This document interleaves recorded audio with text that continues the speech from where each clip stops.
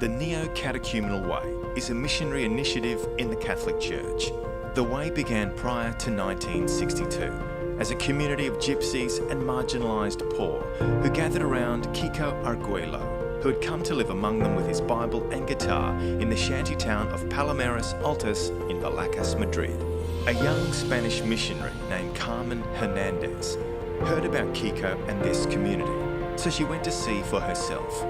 Together, they are the founders of the Neo-Catechumenal Way. Today, the Way is in over 100 countries. It has more than 100 seminaries and some 40,000 communities in more than 6,000 parishes.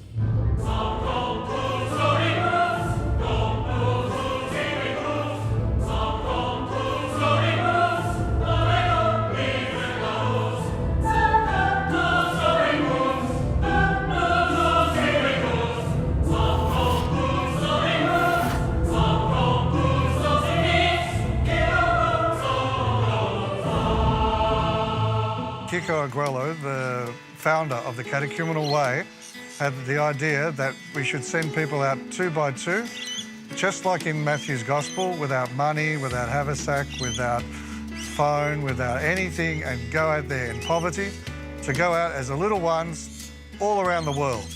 This miracle of Christ in us reaching out to people was an extraordinary moment.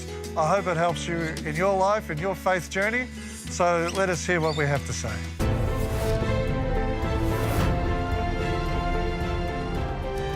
Hi, Shalom TV viewers. Welcome. Now we're at Eddie and Helen's house. They have 9 children and 6 live at home. Hi, Eddie and Helen.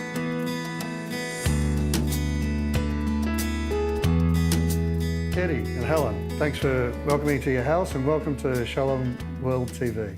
So, Eddie, you did the 2 by 2. And you went to Cairns, is that right? Yes, very exciting.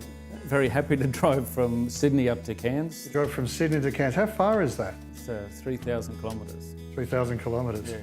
Okay, so on the way, what happened? Well, it was fantastic, the preparation and the sending out, and I like driving, so I had no problem being behind the wheel most of the time, although we shared the driving. But we had 3 teams of 4 people. So we first dropped 4 people in Rockhampton, and then we drove up and dropped another 4 in Townsville. And we dropped them and saying, we arranged, be here, this same place, normally it's outside the cathedral, on this date at this time, and we'll come looking for you. Yeah, because you don't have a mobile phone or any way to contact them. That's exactly right, yeah. And so we have a little bit of money, but we have the money we have a final meal, if that, or to buy a map if you need to get a map. Yep. But then any money you have left over, you put in the poor box in the church, and you go and look for the bishop and start your mission then, speaking to the people. Yeah, so you've driven all the way up to Cairns, and then in Cairns, did you just go around Cairns? So of the 4 that went to Cairns, there were 2 younger fellas, and they stayed more or less in the central area, whereas my partner Mark and I, we continued first up to Cooktown, and then we did all the tablelands, so the huge big ring northwest and south Tully Lindisvale of Cairns area. Wow, and in the meantime, you couldn't contact Helen? No idea what was happening with Helen or the children. And Helen, where were you sent? Well, I was sent to Melbourne. I was sort of just waiting patiently, because in a sense I grew up in Singapore, so it's really hot at the equator. On one hand, I want to do God's will, God, wherever you sent me. On the other hand, I was the fearful of the cold. Yeah. Not so much of no food, because knowing my personality, if I have no food and I'm hungry, I'll ask. Okay. But more of the cold. And to my surprise, or not surprise, I was sent to Melbourne, and with Christina from Canberra. And God must know that I can speak Chinese, because I was sent to a place where there's so many Chinese people. And it was cold. For me, for my standard, it was really cold. I was in this pair of jeans, these shoes, and a t-shirt of Mother Mary, and a jacket. I was really cold. But so by random, you're chosen to go to a place that happens to be all these Chinese. So you're able to announce the good news of Jesus Christ to them. So tell me, with the you're in Melbourne, it's really cold. Your husband's at the other end of Australia in Cairns. Your kids are at home, in another city. How many children you got at home? I know I have 9 children. I mean, generally there's 6, but I have 9 children. But the older ones, the 3 of them who live near the city, and they say that they will come and help look after the younger ones. So God opened that door so that my husband and I can go on this mission of 2 by 2. And So even provided before you went on mission. Yes. Yeah. So that was good, because we know that the older ones have a love and responsibility towards the younger ones. So we were quite comfortable with that. And usually on Sunday they'll do morning prayers and things like this as well. But I think, and also I know that my husband was going to Cairns and he has been to 2 by 2 before, I think 3-4 times, and knowing that the good Lord has always looked after him. So in a sense, I wasn't worried. But for my own part, I was worried of the cold.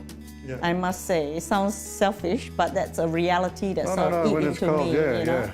I know Yeah. what you mean. I went to Canberra. It was -8 and stuff in the night time. So yeah, it's really scary. Terrible. And Eddie, for you going around, is there an experience that you had that was really poignant or really important with you talking to people? Yeah, one of the strongest ones was when we went to Tully, and the parish priest there said, I need you to go to the city centre and there's 2 people in the shops there. You got to go and speak to them. And so we walked there, we stopped also St. Vincent de Paul for a while, and when we get there, the lady said, I've just called my friend, she's coming to meet you because she really, really needs to talk to you. And it's like, I thought we were going on mission, to bring Jesus Christ and to bring some light to some dark situations that everyone goes through one time or another. But the priest had called some friends and they had called their friends to come and listen to our experience as we share our families, but also the history that God has done with us over 30 years in this renewal of the Catholic Church that we're grateful to be part of. And they have big sufferings, but they've also seen God working in the sufferings, and they still have concerns with their other family or other situations. But to give a promise of God's love and the reminder that God works, and God makes himself known to people in the suffering, and God wants to hear our voice like he's our Father, and if we're children who don't want to talk to him, he can leave us free. But if we call out to him, he really wants to answer the prayers that people have. Yeah, and what about you, Helen, with your visiting the people? Is there any ones in particularly memorable? Oh yes, we were going to go for a 12 o'clock Mass at the Catholic Church, but because we were still early, we thought, well, we'll just visit the Anglican priest, across the road. He was not there, but the church hall was rented out to the old Chinese people who are trying to learn English. And the teacher was not there, but the second in charge told me, I said, can I just speak to your students, about the love of God? And she said, how much time do you need? And I was so taken aback. I started feeling fear, and I said, maybe 5 minutes. And there were about 40 people. And if you know the Chinese language, if you can speak Mandarin, doesn't mean somebody else understands you, because someone might only be able to speak Cantonese or Teochew or Hakka, Yeah. So I stood there and I introduced myself, and because being of Chinese background, I understand a little bit about, we don't talk about our own bad things, but we talk about, if someone does us bad and we find it hard to forgive, when there's a God there of love and forgiveness. And because each year as we get older, we don't say older, we say as our age increases, but because of the similar cultural thinking, they were listening. The old people listening, and I spoke in Mandarin. And in the end, I said that there's a Jesus Christ, that this God who is Jesus Christ, he loves you and he has died and risen for you. And when I have finished, I was so relieved, and I thought, at that moment I didn't think, I just took it for granted, everyone knew. But there was a couple, husband and wife on the left-hand side, they spoke to me in Cantonese and said they didn't understand.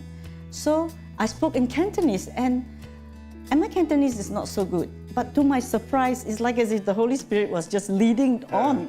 Yeah. And then a bit further down, a couple spoke to me in Teochew, and that's my dialect group, and that was easy for me. And I saw the providence and the miracle of God, and it's like as if God has prepared the way for me already there to speak. And when we finished, Christina and I was so happy. We said, we have conquered China, we have conquered China. But the main thing is that people are really going to pass on, you know, and they have got suffering in them that they can't forgive. And they can know that there's a God more powerful There's a God than more them. powerful than the pain they have. They can heal inside, And also I say that because we are human beings, sometimes we do wrong to the others. You know, with the Chinese, they're a bit careful about superstitions and things like that. So I say, and we can also ask this God for forgiveness because we do have a soul. So I thank God that I had the opportunity. That was one very good experience. And while you were going out, you didn't have food, you didn't have money, you didn't have phone, you didn't have a spare change of clothes. Did you get accommodation? Yes, I actually did because when I was given the envelope to say I was going to Melbourne, a sister from the community came to me and said, "Helen, where are you going?" And you know, I didn't go and ask her. She said, "Where are you going? Like which part of Melbourne?" So I do not know Melbourne at all. And I gave her the envelope and she said, "That's where my parents are. I give you my mother's number. Can you contact them? Can you visit them?" And I didn't know that she had a sister who actually killed herself, you know, some months before that. And of course we didn't know. And then we contacted the parents in their 80s and they gave us hospitality and they shared their life with us and all these things and prayed with us. And they accepted this good news? Yes, and they were very, very happy actually. And the wife, the dad especially, was very open to us. That was his first time ever. So that was really good. I guess what was more, in terms of the providence of God for me was, because it's a Chinese area, there's the Malaysian restaurant, the Chinese restaurant, the Hong Kong restaurant. And I come from Singapore, I love food. So as I walk in the cold and everything, and Christina kept saying, "I feel sorry for you, Helen. You can't, there's no, you can't go into the restaurant, we got no money." I say, yes, I know, but I'm praying, you know. And we went on to one parish, and the secretary opened the door for us, and she was from Malaysia, and that day she lost her second job. And that day, the second job is the job that gave her a lot of money. And she realized that we didn't have money. We went 2 by 2 without money, without like trying to live with the gospel. And she said, "Come for lunch with us." So we said, "You know, we don't have money." And she said, "Yeah, don't worry." And she went and she gave us $25 each because we had a food court. She said, "Use up all the money." So we bought some food and drinks, and then we gave her the remainder because we're not allowed to keep money.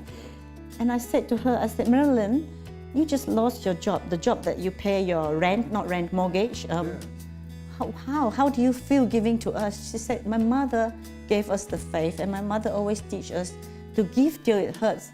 And I was overwhelmed myself, you know, because for someone else to really... And when we do this mission, as it says, when you give, anyone who gives to these, you know, who welcomes these little ones, welcomes me.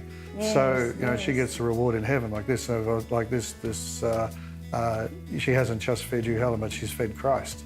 So it's an amazing mission. It is just so amazing. And she said, "Today is the first day that I'm free in the afternoon and I can take you to anywhere you want." And she was, instead of we having to try and catch a bus or train or hitch a ride or something, we were brought from place to place. And I really thank God for that because I don't walk very well in the sense of my legs are not very good, you know? Yep. Yes. And so God provided, and you went around and you got to speak to people, the right people at the right time. Yeah. Within this language group in Melbourne where there's a lot of Chinese, but very multicultural, a lot of people from all over, and you managed a Chinese person to be sent there. It's fantastic. Yeah, I said to the children, God must know I can speak Chinese. I mean, obviously God knows, but you know, when you think of that. But I think one very special thing is there was a Chinese man, he was just on holiday and he was sitting in the park waiting for his wife, you know. The wife went shopping and I went to speak to him. But because if you know a bit about the Chinese history, Mao Zedong in the 50s cancelled away this idea of that we have a soul. So some of the Chinese then accepted his teaching and they thought that when they die, that's it, there's no soul. But I was given this honor to tell him that we have a soul. That's true. Because it is still in the Chinese language, the soul, the word soul, you know. And I tried to explain to him that when we die, we will go back to a God that love, a God of love. And I, as usual, to say that, you know, about the forgive and be forgiven thing. And that was enough. I don't think we really need anymore in a sense. Yeah, no, that's great. Yeah, And so in this mission, a Chinese lady at random has chosen to go to Melbourne and speak to the Chinese, and Eddie, far north Queensland, to the hardened Australian. How did you go? Because very different life experience, I would imagine. Yeah, for me, like the situation of the church is a bit universally slowing down in one sense. But the church has always gone through cycles. But for me to see, the first priest that welcomed us to his house, and he said, "Oh, I'm so busy, I've got so many things to do." But wait, you haven't eaten, have you? And then he said, "I have to feed you." And then, "You don't have a place to stay, do you? You're not allowed to go anywhere else. You must stay with me." So like the essence of the faith is there. It's not died out. It's going through another cycle, Yeah. But I think the fruits of the Second Vatican Council are being realised in our society in this time. Yeah, I had similar experiences. There was one priest who was in a parish where he was just given a car. He drove to this paddock in the field and started a parish. And that's how we started. So he was very welcoming to us because he had this hard life experience. And like this, I bet you this priest too has had some experience to know. It's amazing how you knock on their door, they look at you and they say, you haven't eaten, have you? And how do they know? And actually, I'd like to share another experience. It was raining and it was very dark, and it was very cold, and I kept praying, Jesus, be my warmth, I keep praying because my body doesn't produce much heat, and I keep praying. And like what the bishop said, the bishop who sent us out, Bishop Tony, he said, there's a job to be done, and you have been asked by the Lord to do the job, So it just came very strong to me, yes, there's the job to be done. So we asked someone that was walking around still, and she said, "Oh yeah, that church not too far away, just there, about 40 minutes walk." And I thought, 40 minutes walk. I was literally shaken, Yeah. Anyway, and Christina, who was my partner, she is very good with walking and the gym and everything, even though she's a mother of 8, I tell you. And she said, "No worries, Helen, let's go." I was very worried, but at the same time, I felt deep inside me, it's okay, Helen, I'm with you. And the first road that we turned left, there was a young man. His name is Elliot, I still remember. And we walked past him, and then I said, "Christina, I think we better speak to him." So I turned down and I said, "Excuse me, it was my turn to speak." Yeah. So introduce ourselves, and after that he was so open, he stood there, and we were in the rain, in the cold, and he stood there and even shared his life with us. And his mom stopped him from going to the church because the mom was not happy with the grandma. So the grandma was bringing him to church, so stop him. And now we told him, "Look, now that you're 16 years old, your church is nearby. That's the St. Thomas Church there. Feel free to go, because it's not by chance that we spoke to you." And he was very, very thankful. And if I had chickened out, we wouldn't have walked that way. We would have gone to the bus the other way. And God just worked in a just assuring way, I should say. Did you sleep out at all? No, I didn't. So you're there for a week, no place to stay, no plans, completely in the providence, and always you had it. And you, Eddie, did you sleep out?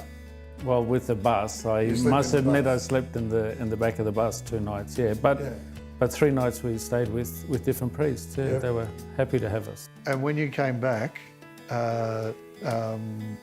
picking up the people in Townsville and Rockhampton, they were there? Yes. Yeah, so no one got lost. You didn't leave anyone there? No? Okay. So everyone got back. So, when Jesus sent them out 2 by 2 in the Gospel of Matthew, he sends them out. And then when he brings them back, he asks them a question. Did you lack anything? Remember, Toto and Rita, our catechist, asked us that when we came back. So this going out for a week with nothing. Did you lack anything?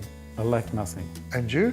No, I lacked nothing. You didn't lack anything. Even I had to change my idea because I wore these same pants.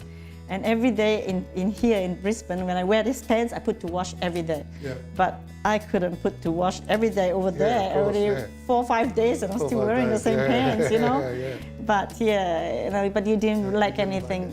Jesus Christ was sufficient. Yeah. And so for you personally, because it's been a few months now since we did this, what has the Lord shown you, or what's this experience meant for you, just briefly, in your life?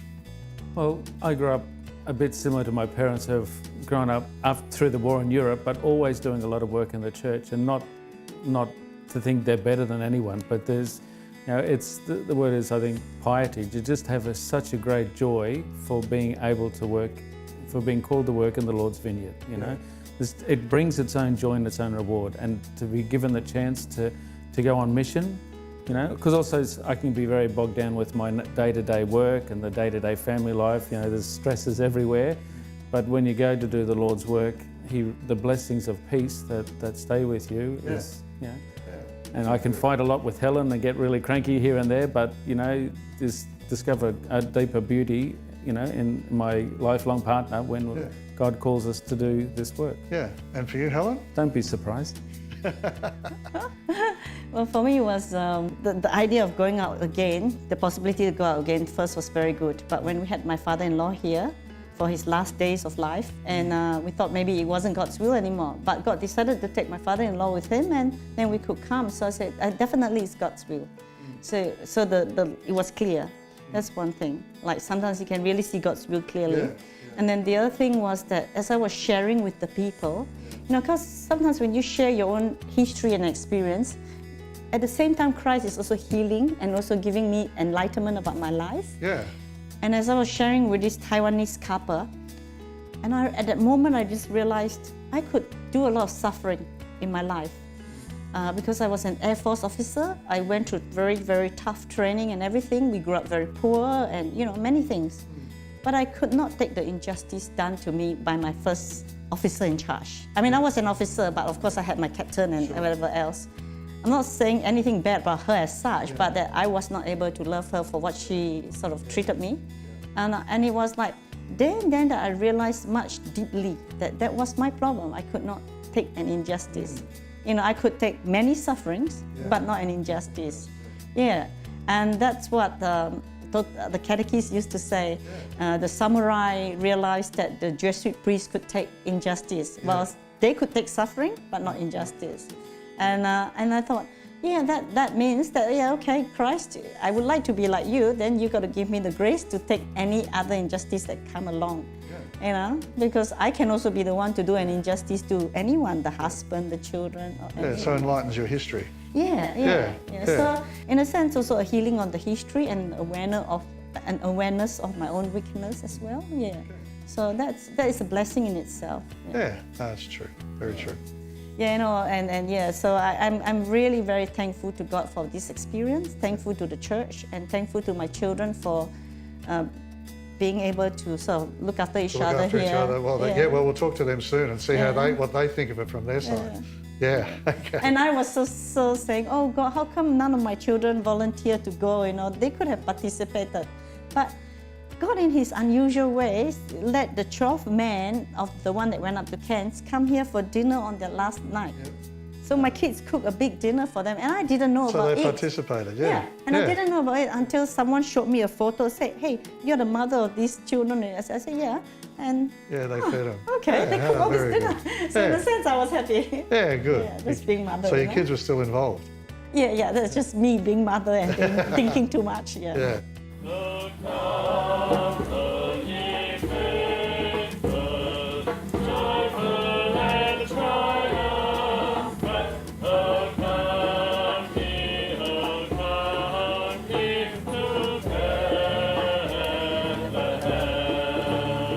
How's it going? Hey, Richard. Very good. Having a good time here.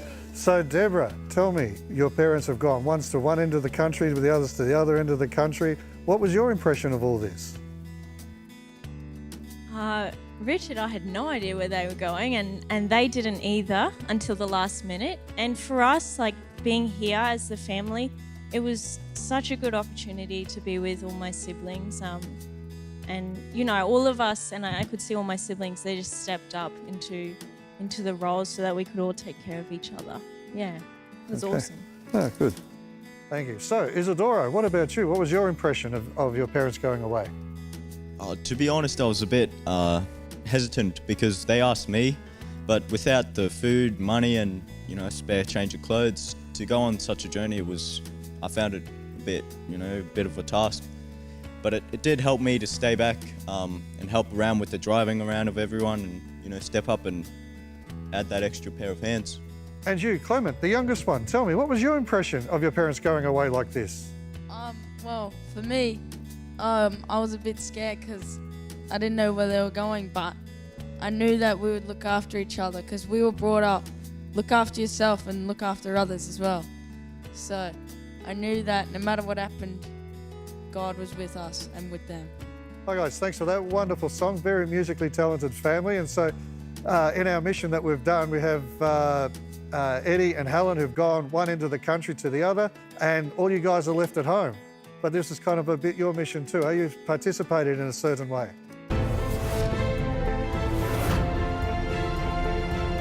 So how was Helen's experience going to Melbourne where she knows Chinese and there's lots of Chinese migrants there who didn't know that they even had a soul, and yet she was able to reach out to them? And Eddie going all the way up to north of Australia, driving for thousands of kilometres to bring people to know this good news about Jesus Christ. Well, you know, all of these people that we've seen on the show, I have to say they're a little bit embarrassed because they're average people living an average life, but instead God has given them the seed of faith that can grow into something enormous. And so we see them changing life. They would be embarrassed if we were to make them into heroes or anything bigger than what they are. They're average people. I've known them for 10, 20 years, some of them. I can assure you that they would want to say that this is God's work. So I'd like to thank Shalom TV because to allow us to share this story of average people doing extraordinary things because our extraordinary God works through average people. I'd like to thank them for giving us this opportunity to reach out and tell everybody how this God loves us so much. And so peace be with you. Shalom. And God bless you until we meet again. Bye for now.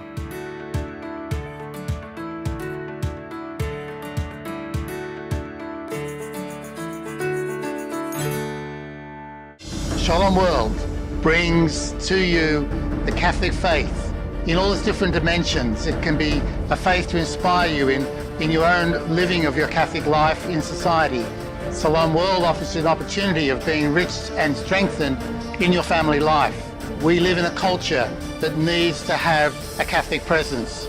We live in a culture that needs to be evangelized by the presence of Catholic teaching and the inspiration to live according to our Catholic way of life. I recommend to you to be involved in the work of Shalom World. May the Lord bless you and bless the work of Shalom World. In the name of the Father, and of the Son, and of the Holy Spirit. Amen. Shalom World, God's own channel.